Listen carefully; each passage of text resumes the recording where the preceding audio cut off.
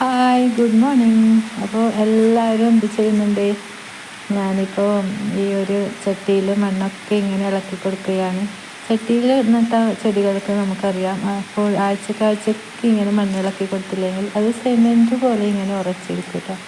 അപ്പോൾ ഞാൻ ആലോചിക്കുകയാണ്, ഈ പുല്ലൊക്കെ ഇങ്ങനെ എത്ര മണ്ണിളക്കി കൊടുത്ത് അതൊക്കെ പറിച്ച് കളഞ്ഞാലും പിന്നെയും 2 ദിവസം കഴിയുമ്പോഴേക്കും അതിൽ പുല്ല് വീണ്ടും മുളക്കുന്നുണ്ട്. അത് എവിടെ നിന്നാണ് ഈ വിത്തൊക്കെ വന്ന് വീഴുന്നത് നമുക്ക് തോന്നുന്നത്. നമ്മൾ ആവശ്യമുള്ള എന്തെങ്കിലും ചെടി നട്ടെങ്കിൽ അത് ചിലപ്പോൾ മുളക്കും, അല്ലെങ്കിൽ മണ്ണിൽ വീഴുന്നത് ചീഞ്ഞു പോകും. പക്ഷേ ഈ പുല്ല് നിറയുന്നത് എപ്പോഴും ഇങ്ങനെ അത് പിന്നീടും ഇങ്ങനെ മുളച്ചുകൊണ്ടേയിരിക്കും. തറയിലാണെങ്കിൽ നമുക്ക് വളപ്പിലൊക്കെ ആണെങ്കിൽ നമുക്ക് അറിയാതെ നശിക്കാതെ കുറേ പുല്ലിൻ്റെ വിത്തുകൾ ഇങ്ങനെ കാറ്റ് പറന്ന് വന്ന് ഇങ്ങനെ ഉണ്ടാവുന്നു. പക്ഷേ ഈ ചട്ടിയിൽ ഇങ്ങനെ വീണ്ടും പുല്ല് മുളക്കുന്നതിൻ്റെ ആ ഒരു രസം മനസ്സിലാവുന്നില്ല.